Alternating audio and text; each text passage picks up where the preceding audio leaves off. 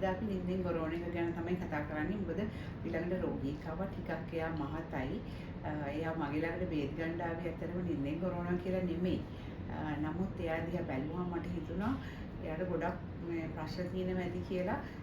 මොකද එකින් ඇහුවාම කිව්වා එයාට ඇවිදිනකොටත් හරියට මහන්සි. එයාට දියවැඩියව තියෙනවා. එයාට ප්‍රෙෂර් එක තියෙනවා. ඒ වගේම එයාට රැට එක දිගට හොඳට නිින්ද යන්නේ නැහැ. සමහරවිට ගැසිලා හැරෙනවා. දවල් නිදිමතයි ඒවා කිව්වා. එතකොට මම එයාව පරීක්ෂා කරලා බැලුවා කැමරා දාලා. එතකොට අපිට අහු වුණා එයාගේ දිව ගොඩක් ලොකුවට වගේ තියෙනවා. මොකද අපි දැන් තාම සරල පරීක්ෂණයක් තමයි කවුරු හරි නිදාගන්නේ ගොරවනවාද කියලා දැනගන්න මෙයාගේ මේ මුඛය පරීක්ෂා කරනම අපිට පේනවා එයාගේ දිව ඊටම විශාලයි. කට ඇරියාම අපිට පේන්නේ එයාගේ දිව පමණයි. ඔටින්ම අපිට උඩු තල්ල සෙන්ගෙඩි කිසිම දෙයක් පේන්නේ නැහැ. මෙහෙම කට ඇරියාම අපිට එයාගේ දිව ඇර වෙන කිසිම දෙයක් පේන්නේ නැහැ. ඊට පස්සේ එළියටම දිව දැම්මම අපිට දිවේ පලා ගන්න පුළුවන් දෙපැත්තේ දත්වල මාක් එනවා. මොකද දිව ගොඩාක් ලොකු වුණාම දත් යටි තල්ලේ තියෙන දත් දිව එක වදින හින්දා දිවේ නිකන් ස්කැලප් වගේ, කියන්නේ බීකු වගේ දිවේ තියෙනවා. මේ රෝගියාගෙත් එහෙම තිබුණා. ඊට පස්සේ කට ඇරලා බැලුවාම එයාගේ තල්ල ගොඩාක් පාත් වෙලා රහදිව ගොඩාක් රැලි වැටිලා වගේ දිව ඉතා විශාල වෙලා අපිට ඇත්තටම හරිම පොඩ්ඩක් තමයි කුහරයක් තියෙනවා කියලා පෙවුනේ කට ඇතුලේ හුස්ම ගන්න.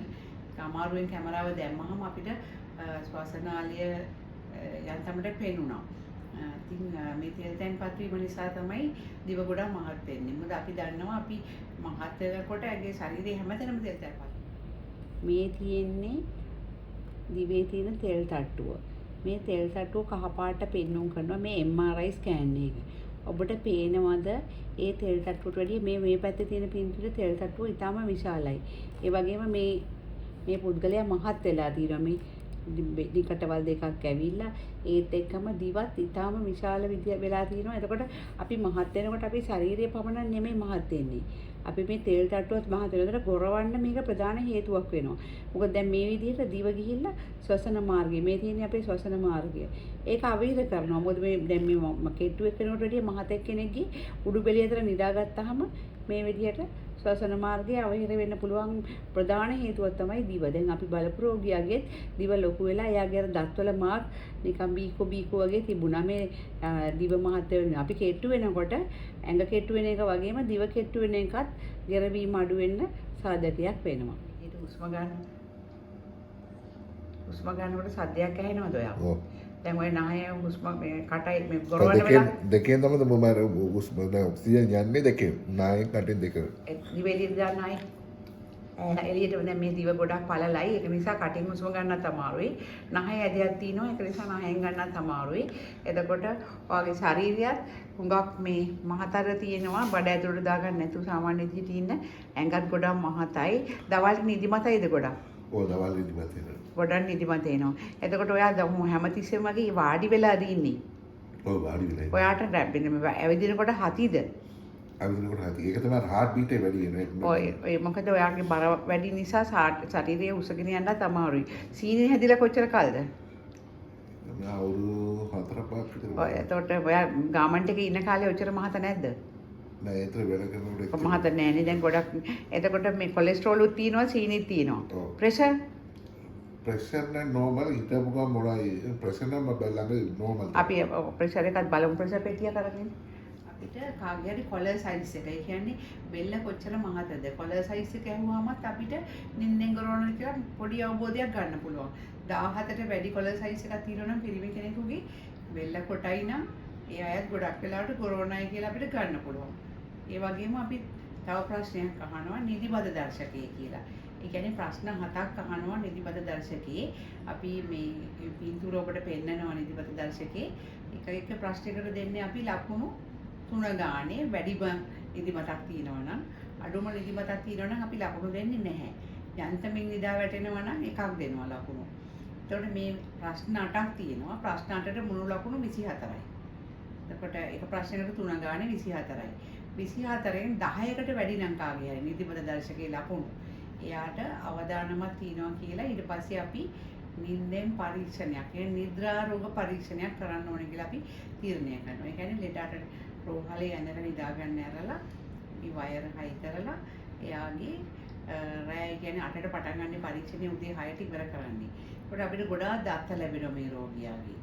අපි දැන් ඔබට ඒව පරීක්ෂණය කරන රෝගියෙක්ගේ පින්තූරයක් පෙන්වන්නම්. තියෙනවා. ඒක ප්‍රශ්නකට ලකුණු 3යි. හොඳටම නිදිමත වෙනව නම් 3යි කියන්න. ටිකක් නිදිමත වෙනව නම් 2යි. නිදිමත වෙන්නෙම නැත්නම් ලකුණු නැහැ. අපි එක ලකුණයි. ටිකක් නිදිමත වෙනවා. හරි දැන් ගංගා අහන්න පළවෙනි ප්‍රශ්නේ. වාඩි වී කියවන විට වාඩි නිදිමත වෙනවද? වුණා කියවනකොට. ඔව්. කියවනකොට ඉන්නේ. පොතක් කියවනකොට නිදිමත වෙන්නේ නෑ. පොත් කියවනකොට ඉන්නේ. එහෙම දැන් ගොඩක් දුරට කියා දැන් පිටු 4 5 10 කියනකොටම එනවා. නිදිමත එනවා. හොඳටම නිදිමත එනවා. දැන් සාමාන්‍ය ආයෙත් ලකුණු 2යි. ඊළඟ ප්‍රශ්නේ. රූපවාහිනිය නරඹන විට කෑම කනකොට එන්නේ. දැන් රූපවාහිනිය නරඹනකොට රූපවාහිනිය නරඹනකොට කියන්නේ මේ නිින්ද යනවාද ඒක බලාගෙන ඉන්නකොට? මගේ කැමති දෙයක් නෙවෙයි නිින්ද නෑ, යන්නේ. කැම- බෝරින් එකක් ආවම ඒක හොඳටම නිින්ද යනවාද? ඔය නිින්ද ගිහලා ඊට පස්සේ නැගිටිනවා. ඔයකට ලකුණු 2යි. ඊළඟ ප්‍රශ්නේ. පොදු ස්ථානයක වාඩි වී සිටින මම බණක් අහනවා නම් කෝවිලේ ඉන්නවා නම් ඔය නිකන් බෝරින් වගේ නම් කොච්චර නිින්ද යනවද? බෝරින් නම් දැන් බණක් කනකොට පොඩ ආගෙන ඉන්නවා අපිට. ටිකකින් නිින්ද යනවා. තිදේ ඔය භාගය දුරට යනකොට නිින්ද යනවා. හොඳටම නිින්ද යනවා. හොඳටමනේ සාමාන්‍ය ඒකට සද්දේට කොහමද ආපහු හැරෙනවා. 2යි. හරි. ඊළඟ ප්‍රශ්නේ. පැයකට ආසන්න කාලයක් මගේකු ලෙස වාහනයක ගමන් කරන විට වාහනේ ඔයා එලවන්නේ නැහැ ඉඳගෙන යනකොට. ඔය ඉඳගෙන එනකොට කොහමද පැයකින් පස්සේ පැයක විතර පුළුවන් පැයෙන් පස්සේ නිින්ද යනවා. පයෙන් පස්සේ හොඳටම නිින්ද යනවා. ඕ නිින්ද යනවා. නැගිට ගමන් නිින්ද යන්නේ නැහැ. නැග්ග ගමන් නිින්ද යන්නේ නෑ නැහැ. නැගිටගම නැග්ග ගමන්ම නිින්ද යන්නේ නැහැ. ටිකක් වෙලා යනකොට. ඔව්, 2යි. ඊළඟ එක දහවල් විවේකීව හාන්සි වී සිටින කාලා ඇඳට ගියාම. ඔය හැමදාම නේ හිටපු ගම නිින්ද යනවා. කාලා ඇඳට ගියොත් ටක් ගාලා නිින්ද යනවද? නෑ කාපු ගම නෑ කාලා ඇවිදලා නෑ කාලා නිකන් වාඩි වෙලා ඉන්න තමයි නිින්ද යනවා. එහෙනම් 3යි. ඊළඟ ප්‍රශ්නේ. වාඩි වී තවත් පුද්ගලෙකු සමග පිළිසකර ඔයා පිනිසර ඔයා මගේත් එක්ක කතා කර ඉන්නවා කියමු. ඔයයි මමයි කතා කරගෙන ඉන්නවා. ඔයාට නිින්ද යනවද? කතා කරන්නේ ඔයා. ඔයා කතා කරන අතරේ වට නිින්ද නෑ, එහෙම වෙනවද? නිින්ද යන්නේ. එහෙම නිින්ද යන්නෙම නෑ, නෑ. නෑ, හරි කතා එහෙනම් කරන්නේ. ඔයා කතා කරනකොට වට නිදා වැටිලා නෑ, නෑ. හරි ඒක කතා නෑ. ඒකට දහවල් ආහාරයෙන් පසු නිශ්ශබ්දව වාඩි වී සිටින විට කාලා ඉවරලා නිකන් පුටුවේ ඉන්නවා. ඇඳේ නෙමෙයි පුටුවේ ඉන්නකොට කාලා. කාලා පුටුවේ ඉන්නකොට නම් ටික වෙලාවක් පස්සේ නිින්ද යනවා. එනවා. හැබැයි ටික වෙලාවක් හැරෙනවා. මොන සද්දයකට එකම හැරෙන්න පුළුවන්. ඔය ඉතින් නිින්ද යනවනේ ඉඳගත්ත ගමන්. හරි. වාහනයක මිනිත්තු කිහිපයක් වාහනයේ තදබදයක නවත්තා සිටින විට ට්‍රැෆික් එකේදී වාහනේ නවත්තලා ඉන්නකොට නිින්ද යනවද? නෑ ට්‍රැෆික් එකේ ඉන්නකොට නේ. ඔයා වාහන එලවනවද? නෑ නෑ වාහනේ. ඉස්සර එලෙව්වද? ඉස්සරහින් මම බයික් එකේ විතර මොටර් බයික් එක දැන් යනවද තාමත්? ඔය තාමත් බයික් එකේ තමයි. බයික් එකේ යනකොට වට නිින්ද යනවද? බයික් එකේ නගින මේ නිදිමල්ලා ගියොත් නිින්ද යනවා නැත්නම් මට නිින්ද යන්නේ නෑ. බයික් එකේ ගිහිලා ට්‍රැෆික් එකේ ඉන්නකොට නිින්ද කියලා තියෙනවද? නෑ ට්‍රැෆික් එකේ නම් රස්තේට කොහොමද නිින්ද යන්නේ මේ ට්‍රැෆික් එකට අවුල් වෙනස. ට්‍රැෆික් එකට වුණාම බයිසිකලෙන් නිින්ද කියලා කවදාවත් ප්‍රශ්නයක් වෙලා නැහැ නේ. ඉස්සර මේ තනිය එනකොට මම මේ ඉල්ල ගින් තියෙනවා මේ මාතරට මාතර පව් කළා. ඔව්.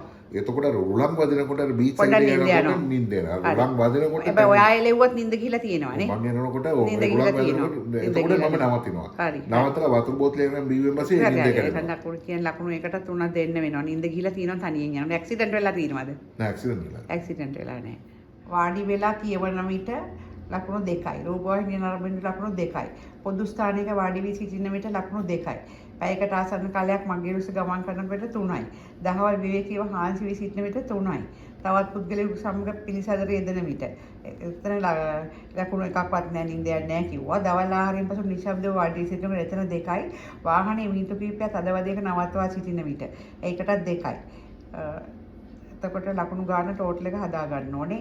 උපරිම ලකුණු සංඛ්‍යාව එක ප්‍රශ්නයකට 3යි. මුළු ලකුණු සංඛ්‍යාව 3 වැඩි කිරීමට 24යි. ඔබගේ ලකුණු සංඛ්‍යාව 10ට වැඩි නම් 24න් අවදානම් තත්ත්වයක්. ඔබේ ලකුණු 10ට වැඩි. ඒ හින්දා ඔබේ නිද්‍රා රෝග පරීක්ෂාවක් අපිට කරන්න වෙනවා. නිින්දෙන් පරීක්ෂණයක් කරන්න සිද්ධ වෙනවා ඔයා. මේ රෝගියා අපි නිදිමත දර්ශකේ පරීක්ෂා කරන්න ලකුණු එකතු කරාම අපි හුඟක් ප්‍රශ්න වලට යාට ලකුණු 2ක් තිබුණා. සමහර ඒවාට 1ක් තිබුණා. ලකුණු එකක්වත් නැති එක ප්‍රශ්නයක්වත් තිබුණේ නැහැ. ප්‍රශ්නන්ට හැම එකටම යාට ලකුණු තිබුණා. අපිට ආවා ඒකට 24න් 13ක් ආවා ලකුණු. ඒ කියන්නේ යා අවදානම් කලාපේ ඉන්නේ 10ට වැඩි. එතකොට අපි යාට කිව්වා නිද්‍රා රෝග පරීක්ෂණයක් කරමු කියලා. අපි මේ පුද්ගලික රෝහලකදී ඒක කරන්න එයාට දිනයක් ගන්න පුළුවන් කියලා කිව්වා. ඒකට අපි රැට ඇවිල්ලා උදේට යන්න තියෙන එයාට. ඒකට අපි දිනයක් එයාද කාගේ හරි කොලර් සයිස් එක. ඒ කියන්නේ බෙල්ල කොච්චර මහතද? කොලර් සයිස් එක ඇහුවාමත් අපිට නින්දෙන් ගොරවන කියලා පොඩි අවබෝධයක් ගන්න පුළුවන්.